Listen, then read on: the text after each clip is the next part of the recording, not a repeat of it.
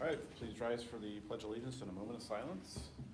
Pledge allegiance to the flag of the United States of America and to the republic for which it stands, one nation, under God, indivisible, with liberty and justice for all.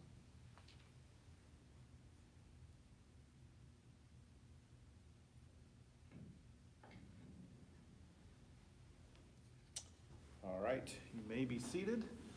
Call the meeting for August 25th, 2026 to order. Are there any additions or corrections to the agenda? We do. We have one addition. We have a donation from Boston Nutrition. Tyler Peterson, the owner, is here. And I'm actually going to have him, which if you guys approve this, have him come up and present the check to us at the start so he can go home. We have an addition to the agenda. I'll make a motion to approve. I'll second it. Have a motion and a second. Any questions? All those in favor, right hand. All right, agenda is approved.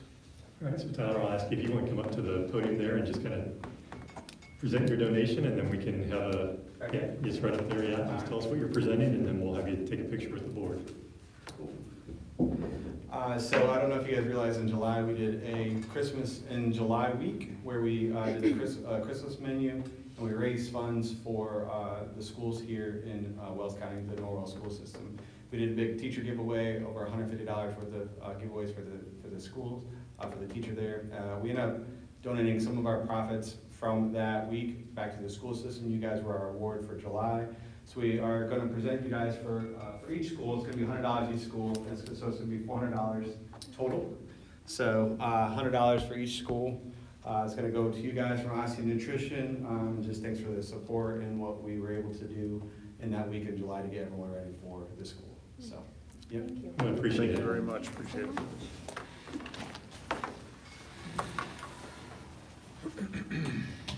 What do you guys want? Do we all just want to go in the front? What's that? Do we all just want to go up front? Yeah, if you want. Let's just all go around.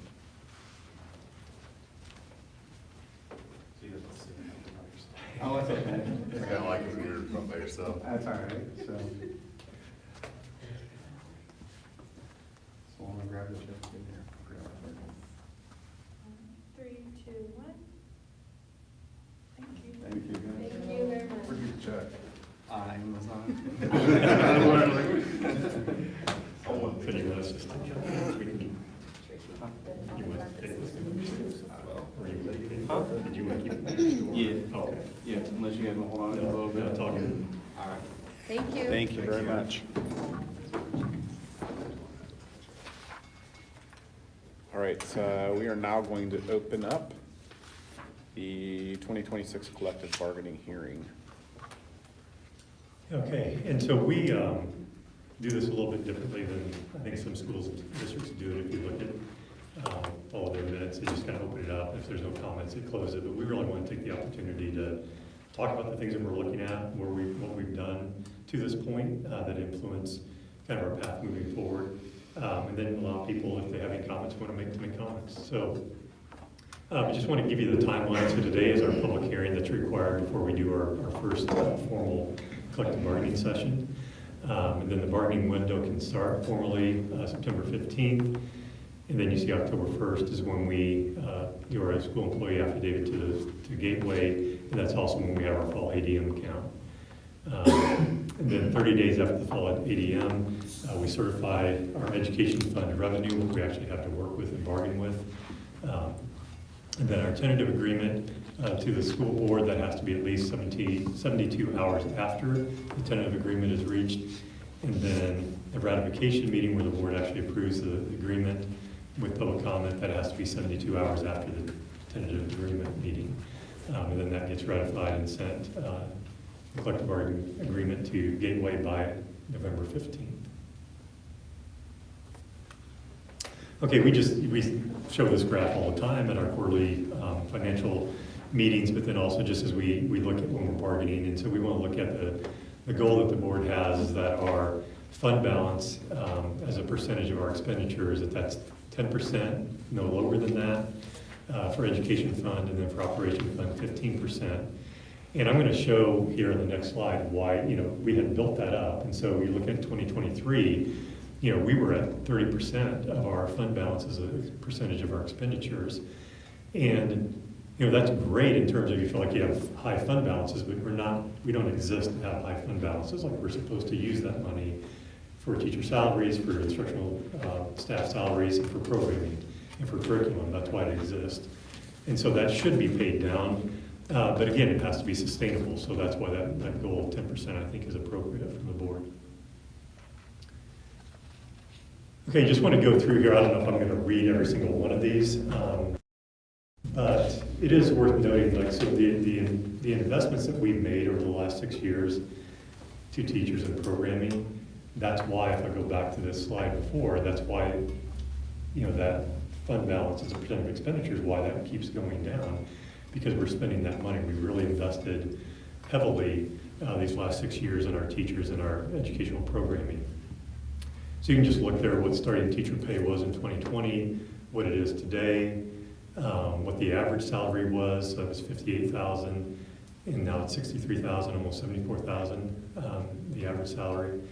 And the staffing costs, when you say, you know, Norwell's spending too much money, but one of the things we're spending a lot of money on is our education fund staffing. And just to be clear on what that is, that's teachers, instructional aides, people that work in the schools directly with kids.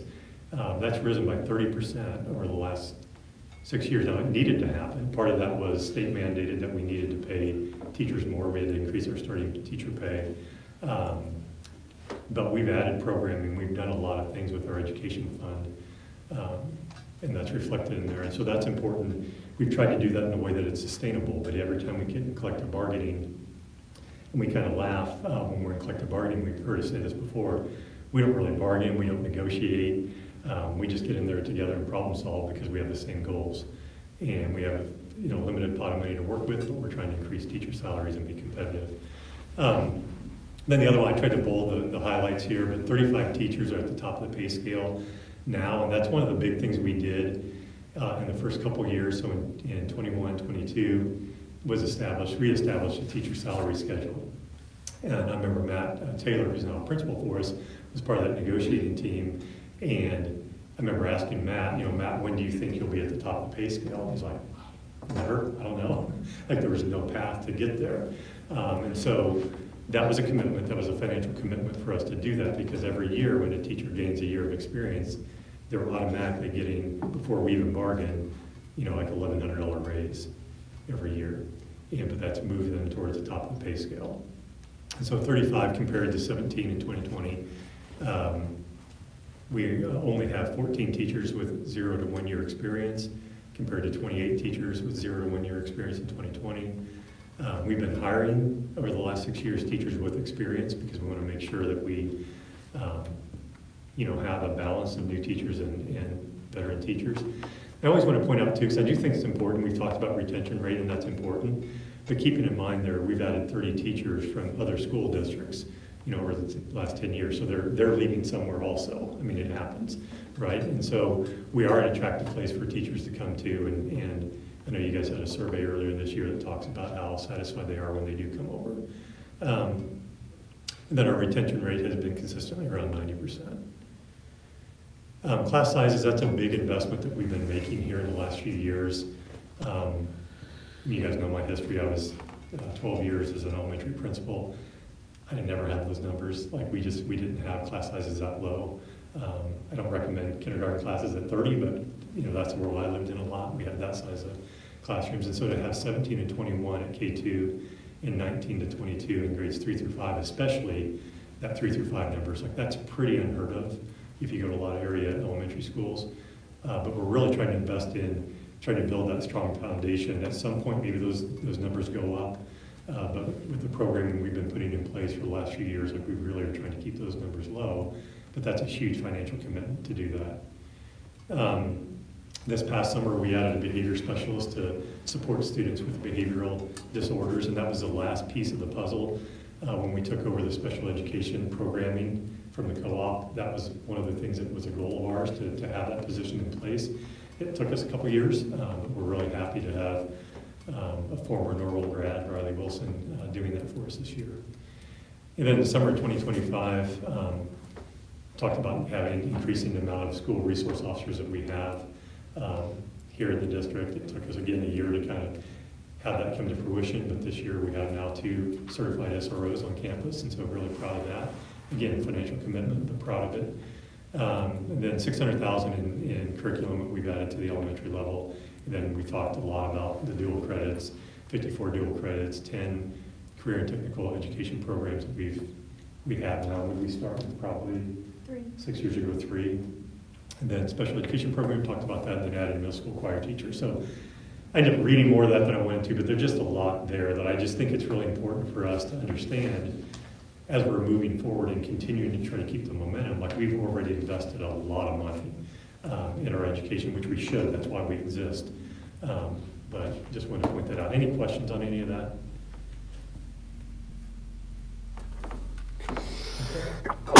Then just wanted to make sure we're comparing, because that's part of this too. When we're looking at teacher salaries, we want to make sure that we're competitive in the area. And our starting teacher pay, you can see we're 3rd from the top when you're looking at the top Allen County schools, and then Wells County as well. You can see we're like I said, 3rd from the top there, pretty close to the top. The top teacher pay is a little bit misleading because we're the only one, I think, in that group, at least they're the only ones that if you look online at their master contract, that went back to having that salary schedule. That's predictable. And so like Southern Wells, when I was talking to Matt Breckel, their new superintendent the other day, that's one teacher that's at $81,000. So they have one teacher that's been there for 41 years. That's at the top of the pay scale at 41 or 81. It's not like they have a schedule, and that schedule is 81. And then they have like 15 teachers there, it's one teacher. And so, and then you have to look at their average salary, which I don't know that, to see how that would compare. So if you look at our top teacher, which counselors are included in the collective bargaining unit, we have a counselor that, because of additional days that they're getting paid, are at $83,000. So when you look at their contracts, they would count that as their top teacher's salary, and we do too. We list it for the DOE. So we're actually at the top with our top teacher pay, but I didn't list that as our bar because really our teacher's the top. We look at the schedule as 77,431, they're 434. So, but technically, our top teacher, as it's reported by some of these others, is 83. Does that make sense? So any thoughts on that? I mean, do you like where we're at with that? I mean, we worked hard to be there. We weren't there in 2020, so that's been a lot of effort to get there.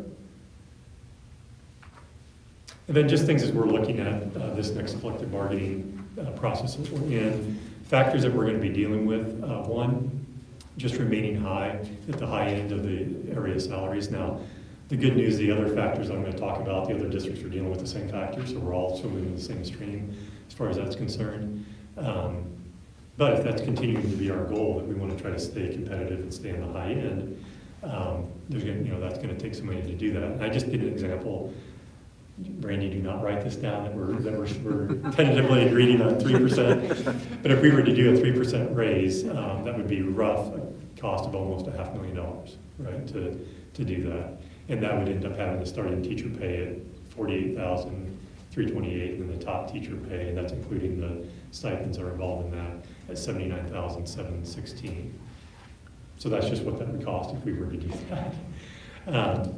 Okay, and then another factor is the 2027 budget. The operation levy, I've said this to the board before, but this is something we'll talk about when we have our budget workshop at our next meeting. So the maximum level of growth quotient had been capped at 4%, and we talked about that, how that really limits us, which is why we had depended on debt service to kind of balance out that tax rate and still get the levy that we needed to make things go. They've increased that to 6%. And so like all schools, we're going to be talking about levy and not talking about rate, and we've been saying that for a while. But it's going to be really important that we maximize that operation levy. And the reason for that is because then that can reduce how much we transfer over from education fund to operations. And so for an example, if we were able to transfer, less over, let's just say potentially have $500,000 available for teacher salaries, that helps pay for that raise that we just showed in the row above. So that's how those two things work together. But you're going to see, when we get into our budget hearing, or not really a hearing, but the workshop, next meeting, you're gonna see our rate go up. And that's gonna be true for probably every school district. The rate will go up for just about everybody. And it's just because of how that's working with the property taxes and everything that's being implemented. So we'll talk about that next time, but how we go through that process has an impact on what we do with collective bargaining. The other thing we're dealing with is we're looking at, and I think this is a minimum, I'm hoping it's not larger than this, but at least a 9% increase in our health insurance premium. And so that's gonna be a big cost, right? And do we pass it all, that whole thing on to the teachers? I personally don't wanna do that. But if we do, that's gonna cut into whatever raise we do. So one thing that we've been talking about, we started the conversation last year during collective bargaining. Do we not offer the network deductible plan? Do we not offer that and we just do high deductible plans? The benefit in doing something like that is that it's the same it's consistent for everybody, because a lot of our teachers either don't do the network deductible plan at all, or they don't participate in our health plan. So anything that we do with health insurance really doesn't impact them at all. Whereas if you put it into salary and you don't put as much into the insurance premium, you're getting a little bit more even to everybody kind of getting the same thing.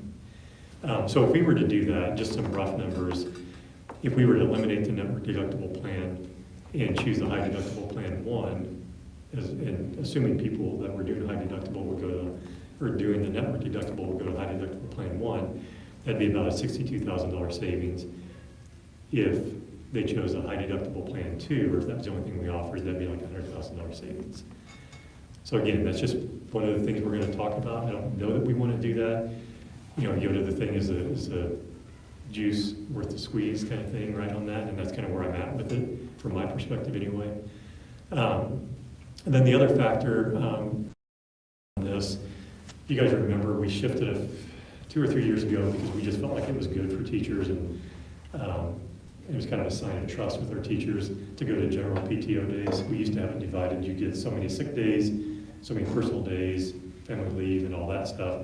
We just put it all into general PTO days to use, how you see fit. We have seen an increase in cost for substitute teachers, since that change, and to the tune of about $85,000. So, as we're looking to try to spend our money on high impact stuff, do we do something differently? And so we opened that conversation. Chad was there at the last meeting, just open it up, let's get creative. Is there a different way that we can continue to protect our staff so that if they have something really serious where they have to be out of work for, God forbid, a month or 2 or something like that, that they have days banked up that they don't have to lose pay in addition to what they're going through? Is there a different way we can do that? Is there something we can do with long-term disability or something during that, or short-term disability or something? So anyway, just some thoughts that we have in there, but those are definitely factors that are going to impact what we can do with raises this year with teachers. So I don't know, Brandy, if you have anything, you don't have to, but if you have anything you want to say with it, or if the board does. The only thing I'll add is been part of the team on the school board side for, is this my third? I think I was in the first. I did a 1 year, then we had a 2 year, and then we had a 1 year. Yeah, I think you were in the whole. So I've been in quite a few, and I've always appreciated the working relationship that we have. And I think that at the end of the day, we are all trying to get to the same solution. And I'll say on the school on the expenditure side, we just attended wasn't a lot of people there, an ISBA group of local school board members and superintendents, and we were the only one who's invested in curriculum. A lot of them still have questions about the fact that curriculum hasn't been approved in some areas, but we were the only one who's invested any money in curriculum, and a lot of them don't even know how they're going to. Right. Anybody else?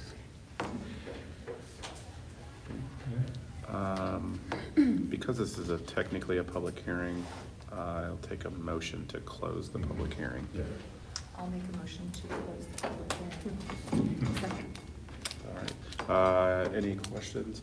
I guess any members of the public that do wish to speak in the public hearing? All right, hearing none. All those in favor? hand. All right. Move on to the superintendent's report. Yeah, a little bit out of order this time, so I just thought it would flow better to go right into this, and then we'll go to consent agenda items. But, so you guys had asked Courtney to have an updated, we started the school year, the staff retention data, so I will guide them through this as you direct me, Courtney. So just retention at a glance, where we're at as a whole, we had looking at all of our support staff, so that's all the hourly employees, custodians, maintenance, we're at an 85.7%. Teachers, we're at a 90.4. We did add 12 new teachers. Like Mr. Springer said, some of those teachers had years of experience, so they're new to Norwell, not necessarily new to teaching. And then we did have to see a reduction in some of our positions. We did reduce teaching assistants by 9 total, so you'll see that in the retention number, as well as the certified employees teachers we reduced by 3. And I'm assuming those were all attrition or Yeah. a combination?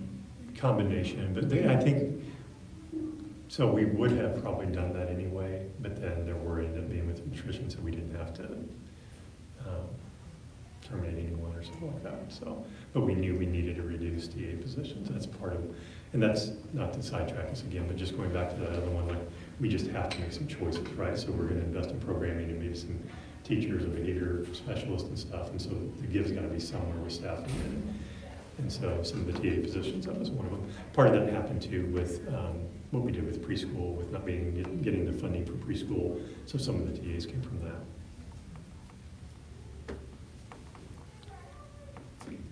So looking at each department, obviously the teaching assistants are going to be the lowest with the 77.6, taking into effect those positions that we reduced. Maintenance is at 90%. Nurses is hard. We only have 5 that work for the corporation, so we had one that decided to leave at the end of last year. She's going to stay on as a sub. She just wanted to be home with her kids. We were able to fill that position, thankfully, because it is a one-to-one, nurse to student. So she's with that student all day. We were able to replace that going into the school year. Office staff, so all of our secretaries, 100%, tech, 100%, cafeteria, 91.7, so. Again, 90.4 for our teachers. We had 142 continuing out of the 157 that we had prior. So we currently now have 154 teachers. So again, we had 12 new to the role, which is 7.8% of our current teaching staff. And then I know Corey asked about tenure, so I was able to pull from different reports that I have as far as our employee groups and the amount of service that they've have worked for Norwell. So out of our 154 teachers, you can see that in that 0 to 4, we do have 80, but again, that's anywhere from 0 to 4 years. Big ones, 10 plus years, we have 52 teachers that have 10 or more years of experience with Norwell, 24 that have 20 plus years. So I think that speaks volumes of what we have to offer here at Norwell and that they're staying. Transportation, we've acquired a lot of new bus drivers. We've had some retire over the last couple of years. But again, we have 7 that have 10 or more years, with 4 having 20 plus years that they've driven for Norwell. Teaching assistants, we just had 1 retire that had over 20 plus years. So, but again, that 0 to 4, and it really just depends. A lot of those teaching assistants we've had a couple that have left and they're actually doing their student teaching this semester to become a teacher. So we've helped prepare the way for a lot of our teaching assistants to move on with further education. Cafe staff, we do have a couple that have 20 plus years. Maintenance, custodians, again, that 0 to 4. And then the nurses, I know it says 5, so it's really 80% for nurses. I don't know where it pulled the 6 from, so I apologize for that error on my part. Our office staff, which are all of our building secretaries, ECA treasurers, we have 5 out of the 11 that have 10 plus years of service. And then tech, that's just our employees within the building. Byron, and Tommy, and Krista are considered administrators, so they're not in that. We have 2 that have, one is right at the cusp of turning to that 5 to 9 years. So next year they both will be above that. So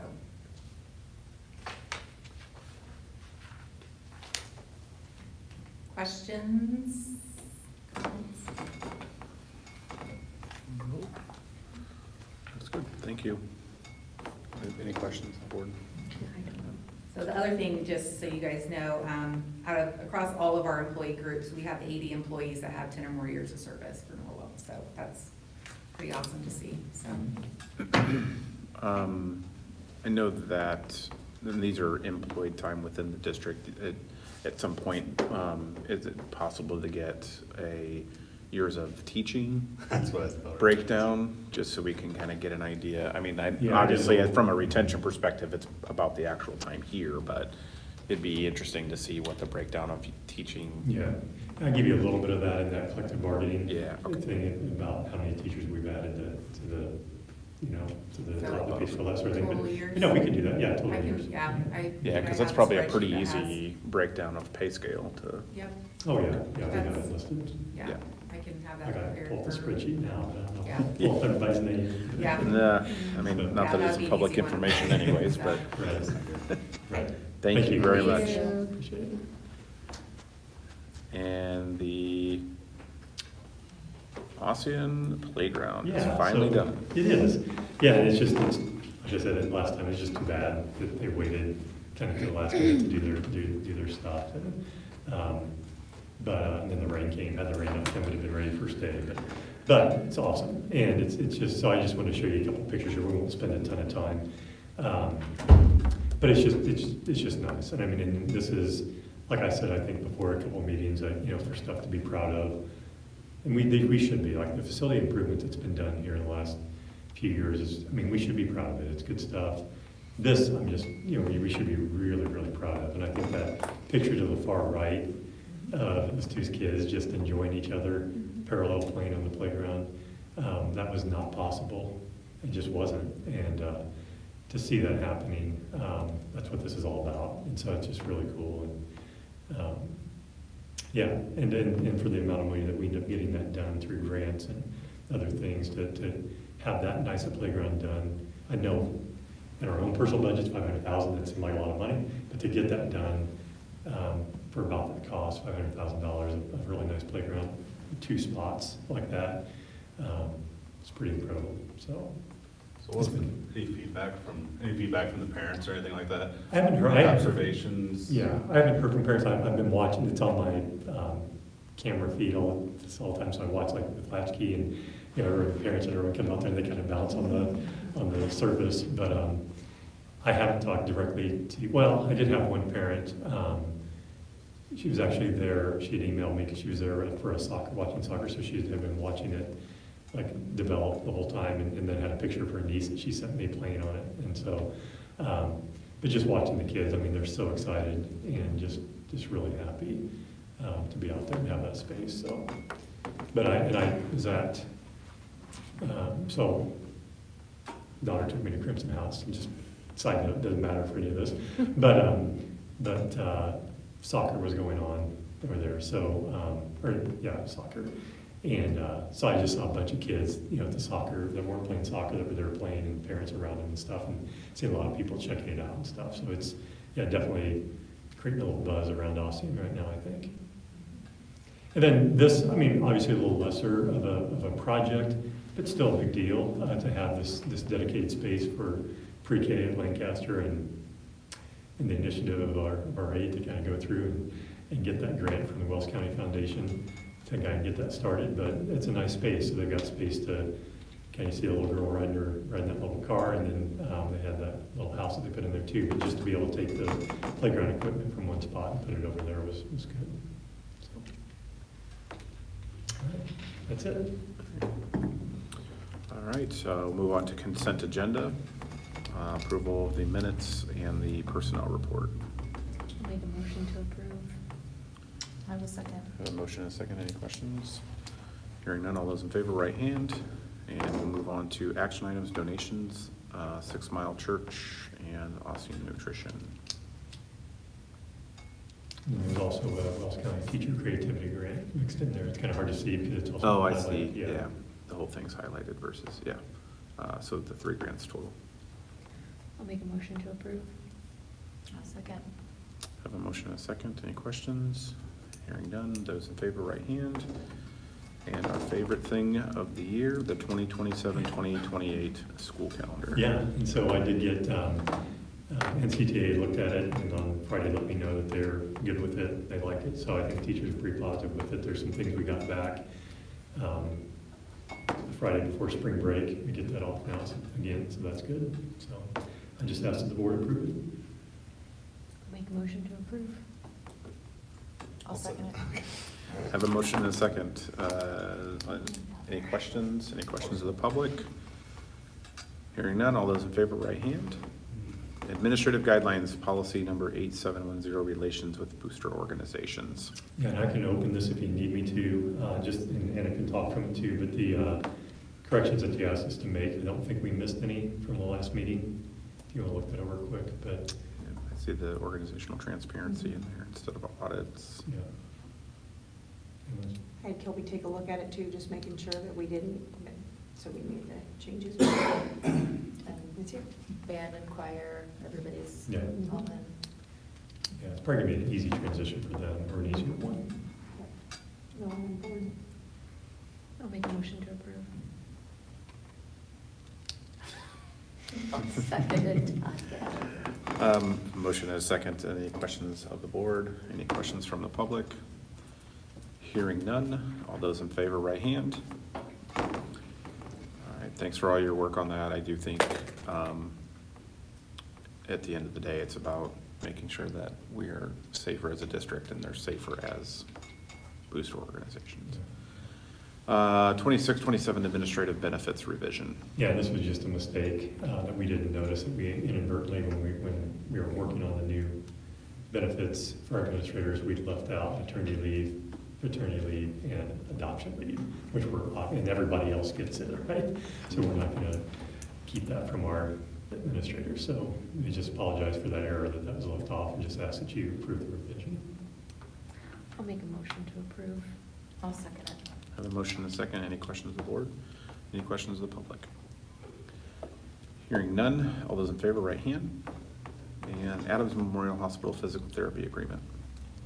Yes, if you have any questions, I know Chad and I have talked about this, and so I need to get with Nick still to see as we move forward, like some of these that are maybe annual agreements, is there a resolution that the board can pass, or maybe we have a policy that if it doesn't exceed, like if it's not cost us anything, or it doesn't, can the superintendent just have the authority to approve those and not have to bring them to the board every time? There's probably some value in doing it that way. So, but I want to check with Nick, because I also want to make sure we're not entering into agreements that the board's unaware of, you know, so there's that. But.